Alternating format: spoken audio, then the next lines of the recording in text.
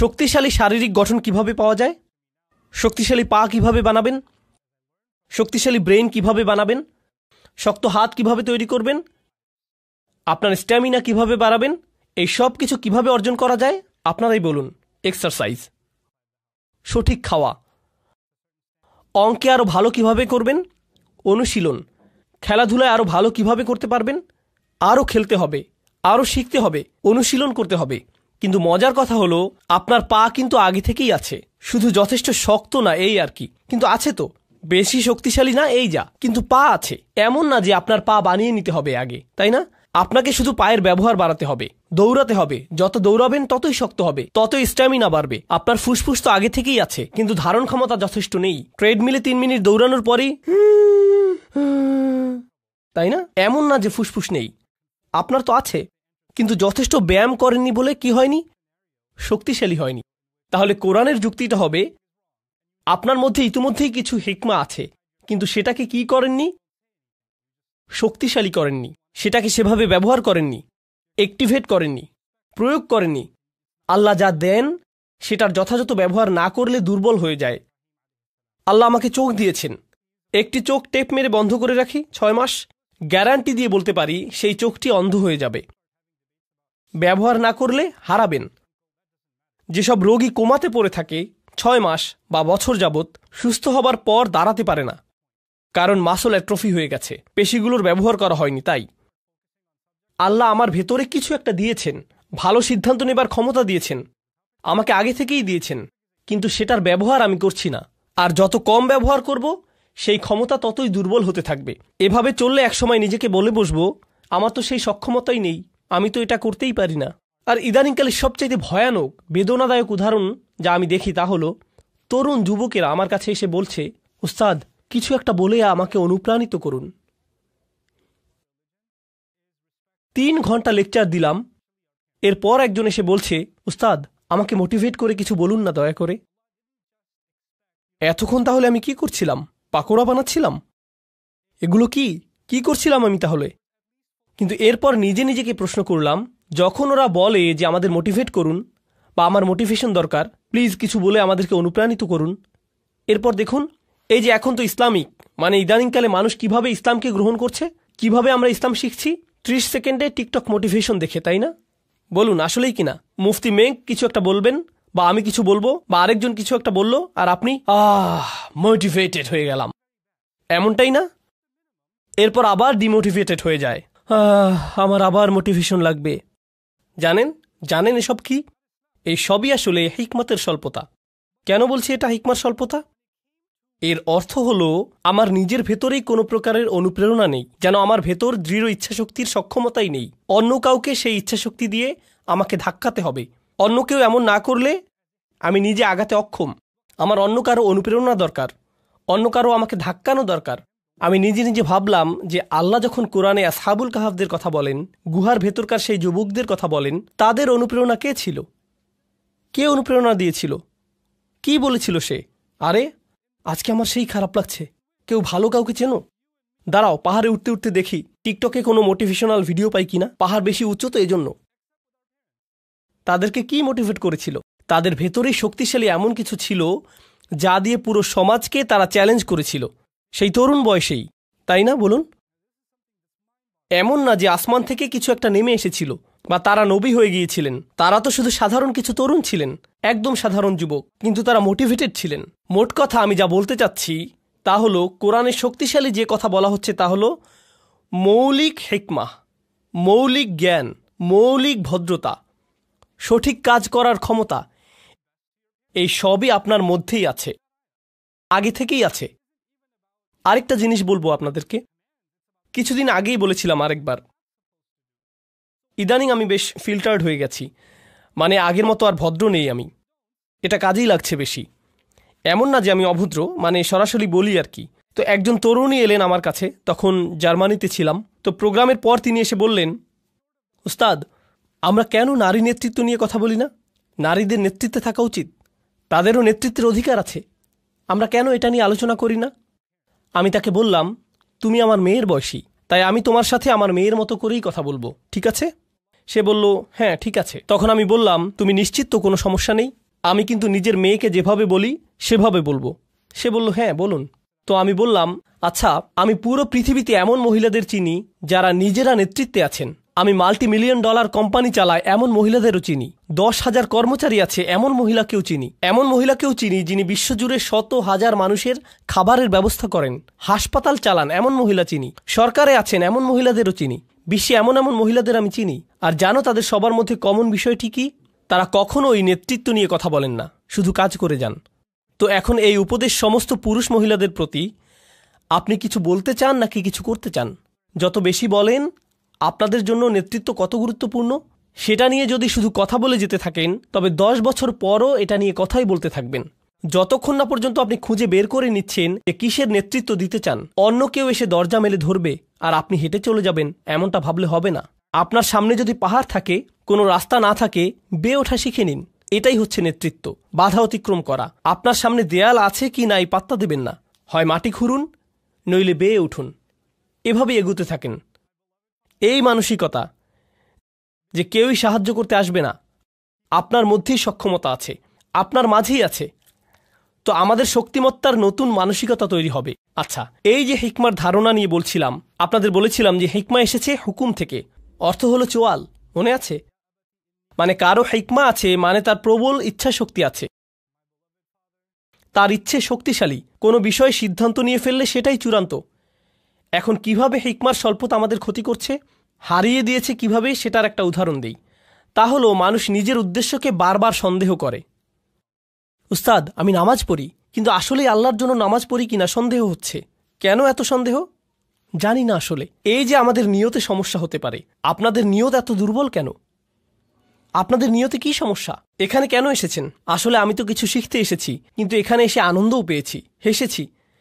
এখন আমি কি এখানে কৌতুক উপভোগ করতে এসেছি নাকি আল্লাহর জন্য এসেছি? আমি কি আল্লাহর জন্য হেসেছিলাম নাকি হাসির কৌতুক করেছিলেন শুধুমাত্র এজন্যই মজা পেয়ে হেসেছি? তাই জানি না নিয়ত নষ্ট হলো নাকি। আরে ভাই চুপ, নিজেকে আর নির্যাতন করবেন না, ইচ্ছে শক্তিটা একটু বাড়ান। কি করছেন সেটা নিয়ে স্পষ্ট আছেন তো? একবার নিজের কাছে স্পষ্ট হলে বারবার সন্দেহ করা বাদ দিন। ইসলামে আমরা এভাবে ওসিডি ডেভেলপ করে ফেলেছি, সারাক্ষণ নিজের নিয়ত বিশুদ্ধ আছে কিনা তা নিয়ে সন্দেহ করি। তাছাড়া শুনে রাখুন, নিয়ত বিশুদ্ধ না হলে সেটা আপনি টের পাবেন, খুব ভালো করেই টের পাবেন। বারবার নিজেকে প্রশ্ন করতে হবে না, নিয়ত ঠিক আছে তো? এমন করা লাগবে না আপনার, নিজেই বুঝে যাবেন। বুঝতে পারবেন কোনো একটা সমস্যা হয়েছে। আপনি বুঝবেন যে মূল্যহীন জিনিসের পেছনে ছুটছেন, অন্যের বাহবা খুঁজছেন, মানুষের অ্যাটেনশন খুঁজে বেড়াচ্ছেন, মর্যাদার পেছনে ঘুরছেন। আপনি বুঝতে পারবেন, নিজে নিজেই বুঝবেন। তো যাই হোক, আজকের আলোচনা শেষ করি। তো আমরা দুজন মানুষ নিয়ে কথা বলবো, একজন হলেন নবী আর একজন নবী নন, কিন্তু দুজনের মধ্যে একটা জিনিস মিল আছে, আপনাদেরকে সেটা দেখাবো। কারণ এখন হতে আমরা শুধু তাত্ত্বিক হিকমার কথা বলবো না, বরং কোরআনের কোথায় কোথায় হিকমার কথা আছে সেগুলো দেখব। তো সর্বপ্রথম আমরা দেখব দাউদ আলাইহিস সালামের ঘটনাতে। কোরআনের এখানে আপনারা পাবেন, আপনাদের অনেকের ফোনেই কোরআন অ্যাপ আছে, সেখানে খুলে দেখতে পারেন ইনশাআল্লাহ। আমিও খুলছি, এখান থেকেই আপনাদের সাথে পড়ছি, ঠিক আছে? তো এটা হলো সূরা নাম্বার 38 সদ, আয়াত নাম্বার 17। আচ্ছা, উসবির আলা মা ইয়াকুলুন আযকুর আবদানা দাউদ যাল আইদ ইন্নাহু আওয়াব। এখানে বলছে ধৈর্য ধরুন। নবীকে বলা হচ্ছে যে তারা যা কিছুই বলে সেগুলোর উপর ধৈর্য ধরুন, আর আমার বান্দা দাউদের কথা স্মরণ করুন। তার ছিল ক্ষমতা, তার প্রচণ্ড ক্ষমতা ছিল, বারবার আল্লাহর কাছে ফিরে আসত। ইন্নাহু আওয়াব। ইন্না সাখখারনাল জিবালা মাআহু, আমি তার জন্য পাহাড় পর্বতসমূহকে বশীভূত করেছিলাম। ইউসাব্বিহনা বিল আশিয়্যি ওয়াল ইশরাক, তারা আল্লাহর গুণগান করত, মানে পর্বতরাও তার সাথে রাত আর দিনের বেলা আল্লাহর প্রশংসা করত। অত্তয়রা মাহশুরত, আর পাখিরাও তার চারপাশে ভিড় জমাত। কুল্লুল্লাহু আওয়াব, তারা বারবার তার কাছে ফিরে আসত। ওয়াশাদাদনা মুলকাহু, এই জায়গাটাতে আমাদের আলোচনার বিষয়বস্তু। আর আমি তাকে দিয়েছিলাম, তার রাজত্ব শক্তিশালী করেছিলাম। ও আতাইনাহুল হিকমা, আর তাকে দিয়েছিলাম হিকমত। যেহেতু আমাদের আলোচনাটাই হলো হিকমতের, তাই না? আল্লাহ বলছেন আমি তাকে শক্তিশালী করেছিলাম, তার রাজত্বকে, আর তাকে দিয়েছিলাম হিকমা অফাসলাল খিতাব, আর তাকে দিয়েছিলাম সিদ্ধান্তমূলক বক্তব্য, শক্তিশালী বাগ্মিতা। আচ্ছা, এখন যখন আল্লাহ বললেন যে তিনি তাকে হিকমা দিয়েছেন, তাই তিনি এখন তার ব্যাপারে একটা ঘটনা জানাবেন। পুরো ঘটনার বিস্তারিত আলোচনায় যাব না, সংক্ষেপে শুধু বলবো দাউদ আলাইহিস সালাম তার কক্ষে ছিলেন। আল্লাহ বলেন ওয়াহাল আতাকা নাবাউল খসম, আপনার কাছে বিবাদকারী লোকদের খবর এসেছে কি? ইজ তাসাওয়ারুল মিহরাব, দাউদ আলাইহিস সালাম ছিলেন রাজা, আর রাজারা তো থাকে রাজপ্রাসাদে, আর রাজার কক্ষ সাধারণত প্রাসাদের একদম উঁচুতে থাকে, নিরাপদ স্থানে। তো যেখানে নামাজ পড়ে, তো তিনি তার কক্ষে ইবাদত করছিলেন। মেহরাব হলো ঘরের সেই কোণার অংশ যেটা একটু আড়াল, যেখানে নামাজ পড়ে। তিনি ইবাদত শেষে পেছনে ফিরেই দেখলেন তার ঘরে কয়েকজন মানুষ। চিন্তা করুন তো, তার নিজের শোবার ঘরে, একদম ভেতরের ঘরে ঢুকে গেছে তারা। তাহলে কল্পনা করতে পারেন, এই যে আমাদের আমেরিকায় হোয়াইট হাউস আছে, তাই না? আর এই হোয়াইট হাউসে তো নিরাপত্তার অতিরিক্ত অনেকগুলো স্তর আছে। ছাদের ওপর স্নাইপার আছে, সিকিউরিটি গার্ড আছে, কুকুর আছে, এই সমস্ত কিছুই আছে ওখানে, তাই না? আর একদম ভেতরে আছে প্রেসিডেন্টের বাসভবন। তো প্রেসিডেন্ট ধরুন বাথরুম থেকে বের হয়ে দেখলেন সেখানে 6 জন বসে আছে। প্রেসিডেন্ট সাহেব, আমাদের একটা প্রশ্ন আছে, মানে কেউ যদি নিরাপত্তার এতগুলো স্তর পেরিয়ে আসে, তবে এটার মানে কি হবে? হত্যা করতে এসেছে, তাই না? মানে তো এটাই। কিভাবে তারা এতগুলো নিরাপত্তা স্তর পেরিয়ে একদম বেডরুমে এসে উপস্থিত হয়, বুঝতেই পারছেন। তো তিনি ফিরে দেখলেন এতগুলো মানুষ। ইদ দাখালু আলা দাউদ, তারা মিহরাবে দাউদের কাছে এলো। ফাফাজি আমিনহুম, তিনি তাদের দেখে ভয় পেয়েছিলেন, হতবাক হয়ে গিয়েছিলেন, কি হচ্ছে এখানে, তাই না? তাছাড়া দেখুন, দাউদ আলাইহিসসালাম কিন্তু শুধু রাজাই ছিলেন না, তিনি সামরিক নেতাও ছিলেন। আর সামরিক নেতাদের কিন্তু শত্রু থাকে। আর তাই তারা যদি তাদের ব্যক্তিগত স্থানে কাউকে দেখতে পায়, তবে বুঝে ফেলে যে এখানে হত্যার চেষ্টা হবে। তো তারা বলল, লা তাখফ খসমানা বাগা বাদুনা আলা বাদ। আরে না না না, ভয় পাবেন না, আমাদের শুধু একটি সমস্যা হয়েছে, আমরা তো শুধু আপনার পরামর্শ চাই।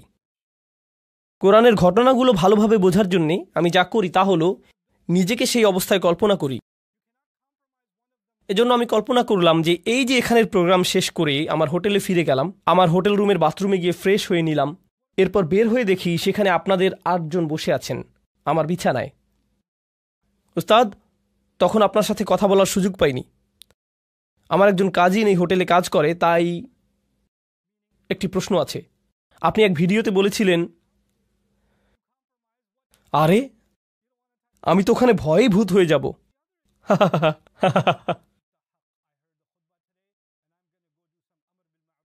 বুঝতে পারছেন কিরকম ভয়ের পরিস্থিতি হবে সেটা? আর সেই অবস্থায় আমি কি ভাবছি, আপনাদের উত্তর দেব নাকি রুম থেকে বের করে দেব, পুলিশ ডাকবো নাকি নিজে দৌড়ে পালাবো? আমার মাথায় যেই জিনিসটি কখনই আসবে না তা হলো, আরে আরে আরামে বসুন, হ্যাঁ সুন্দর, নিজের ঘর মনে করেই বসুন না আপনারা, কোনো সমস্যা নেই। কি খাবেন, চা নাকি কফি? হ্যাঁ ওখানে বসুন, জুতো ওখানে, হ্যাঁ সুন্দর। অলা তুস্তিত ওয়াউহদিনা ইলা সাওয়া আস-সিরাত। তো তারা বলল, আপনি কি আমাদের মধ্যে বিচার করে দেবেন? ভুল উত্তর দেবেন না কিন্তু, এমনটাই তারা বলল। লা তুস্তিত, আজে বাজে উত্তর দেবেন না। এরপর বলল, আমাদের সঠিক পথ দেখান। ইনি হলো আমার ভাই, তার 99টি ভেড়া আছে, আমার আছে একটি। ফাকাল আকফিলনিহা, আর সে বলছে তোমার ভেড়াটিও আমাকে দিয়ে দাও। ও আজ্জানি ফিল খিতাব, আর সে আমার সাথে চিৎকার চেঁচামেচি করে, ভয় দেখায়, ধমকিয়ে কথা বলে।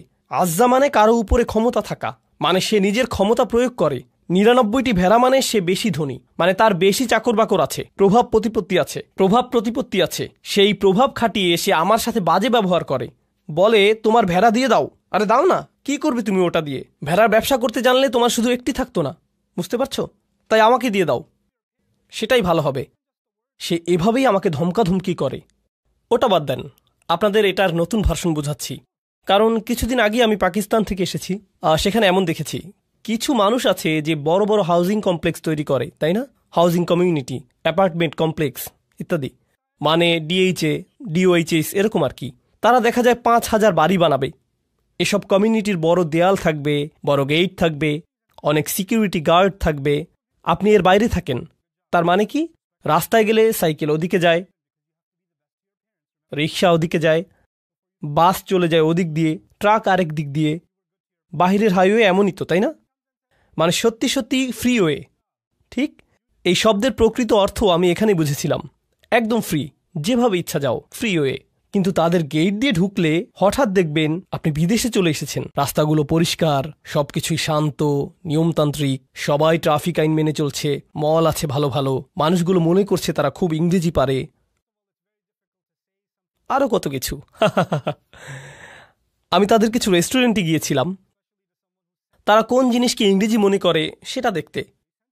দোস্ত, হোয়াট দ্য হেল ইয়া, মানে কি যে মজা লাগে, খাবারের চাইতেও বেশি মজা এগুলো শুনতে।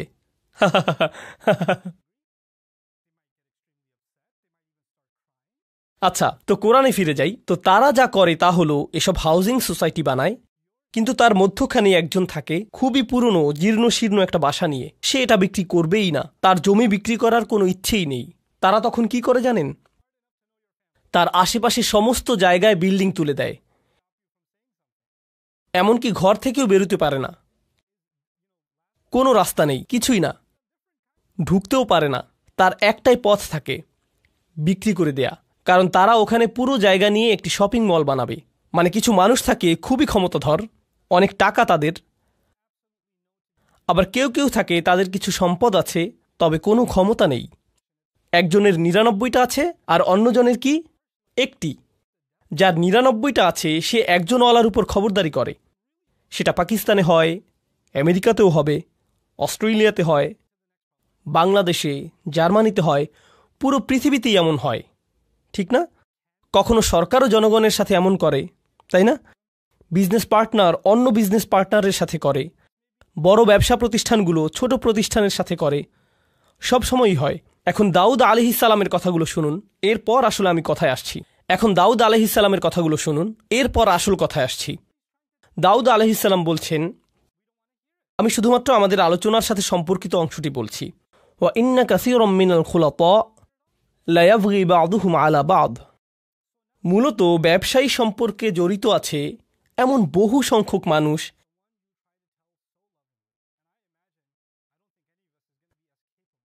আর প্রেক্ষাপট থেকে বুঝতে পারছেন যে কে কার সাথে জুলুম করছে। যার কাছে বেশি আছে সেই দেখা যায় তুলনামূলক দরিদ্রের সাথে জুলুম করে, ঠিক কিনা? আর যার ক্ষমতা আছে সে অন্যদের ভয় দেখায়। এটা সবখানেই হয়। খুলাতা এর মূল অর্থ হলো যেসব মানুষের জীবন একে অন্যের সাথে জড়িত। যেমন ধরুন পরিবার, তাই না?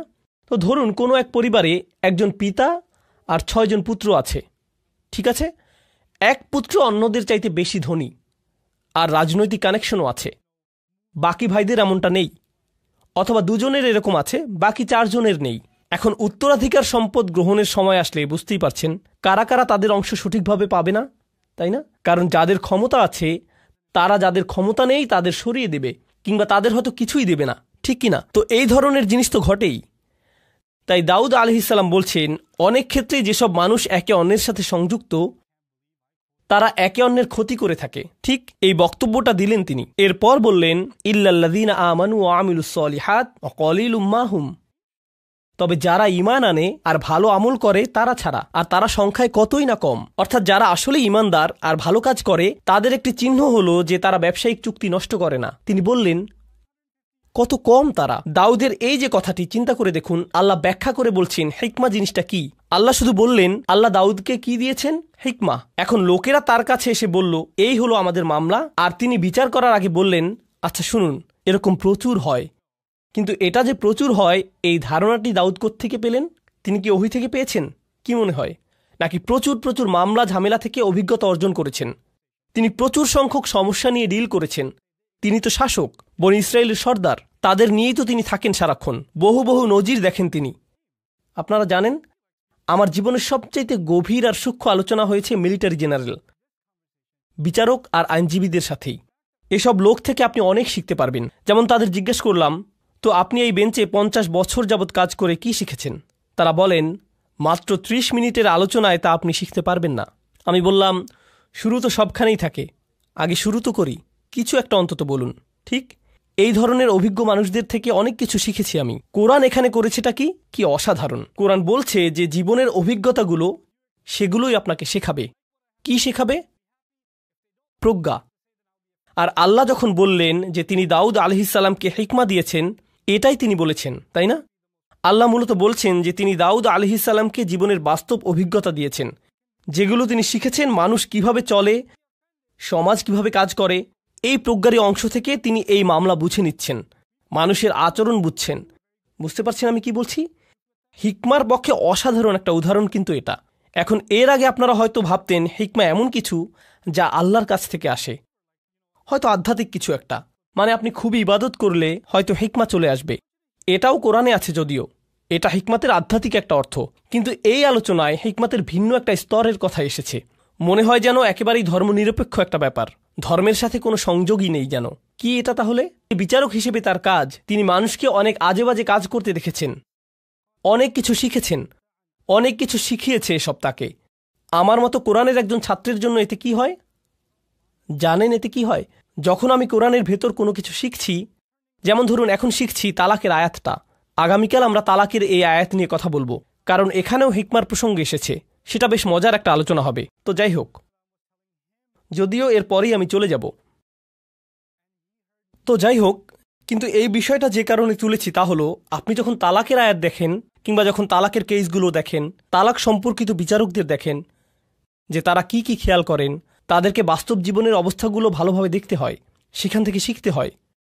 তাই যখন আমি তালাকের আয়াত পড়ি, তখন আমি সত্যি সত্যি একজন ডিভোর্স অ্যাটর্নির সাথে কথা বলি, ম্যারেজ কাউন্সিলরদের সাথে কথা বলি, মনোবিজ্ঞানীদের সাথে কথা বলি, তালাকের অভিজ্ঞতা আছে এমন লোকদের সাথেও কথা বলি।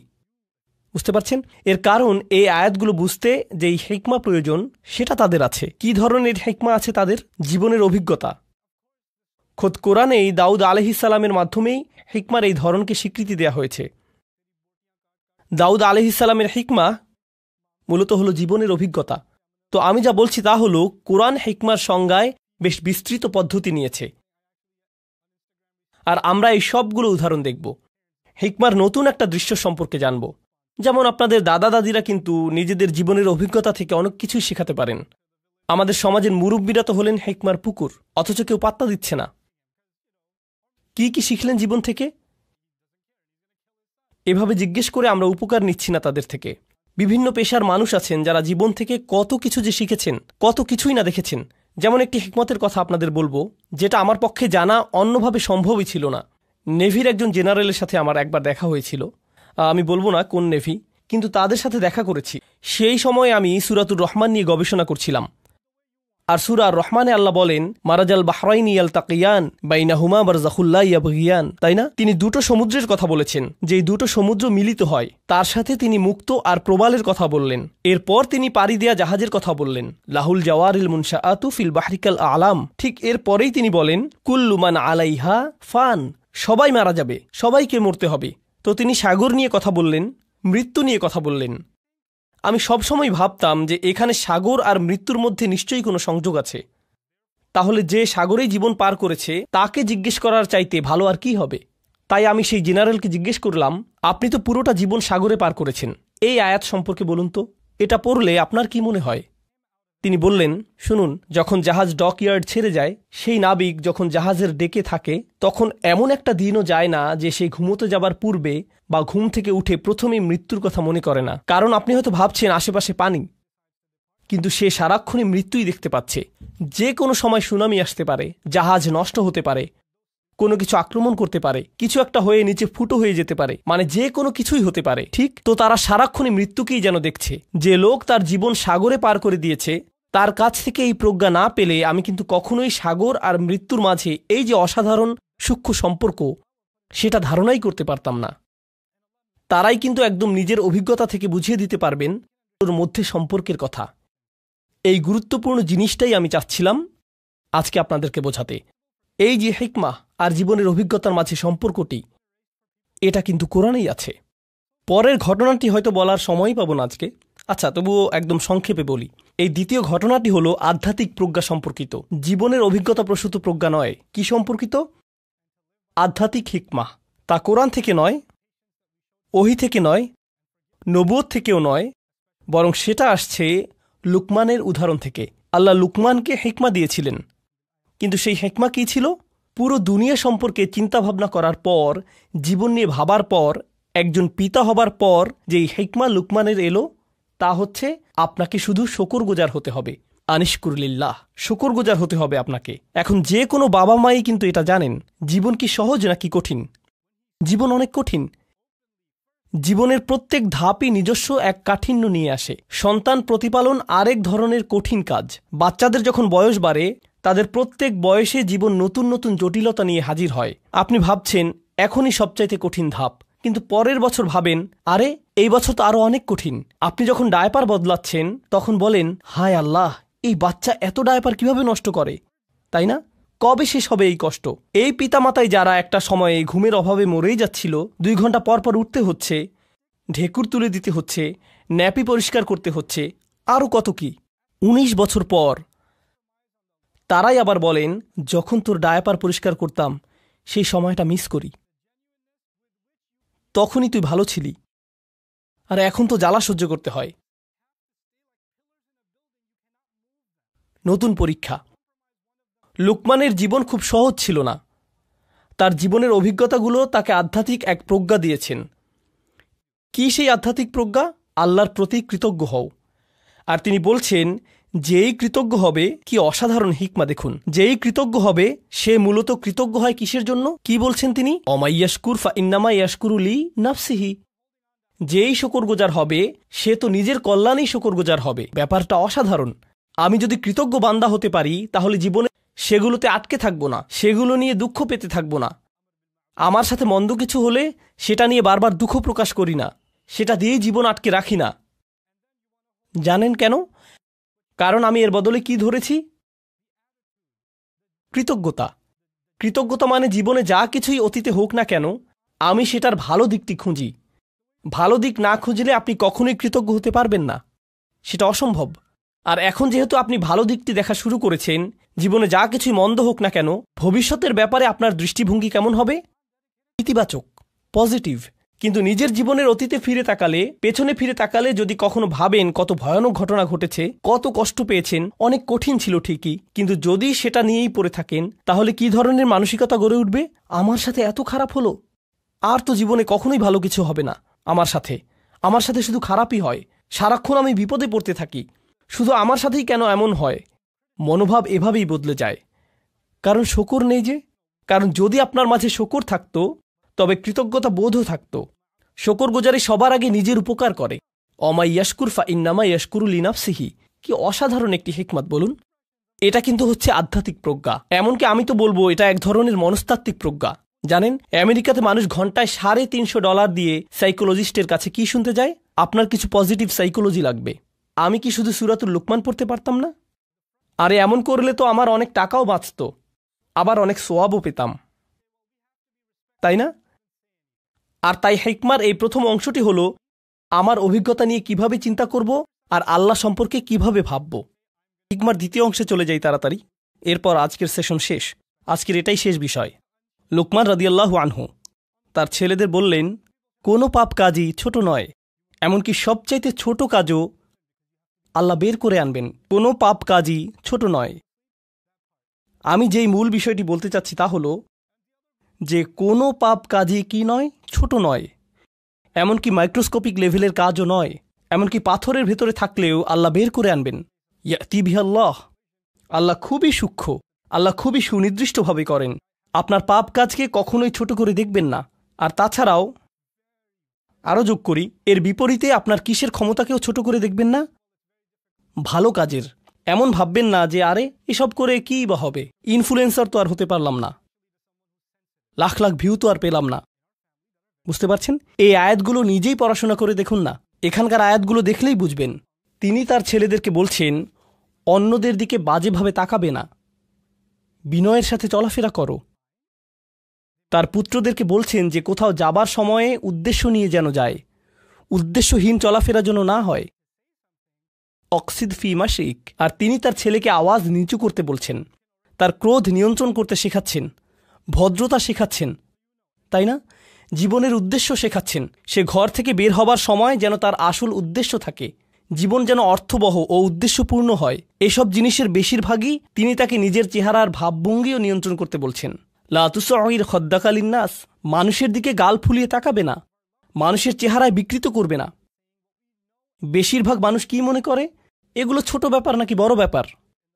ছোট বিষয় মনে করে। হজ হলো বড় ব্যাপার, হারাম বিশাল ব্যাপার।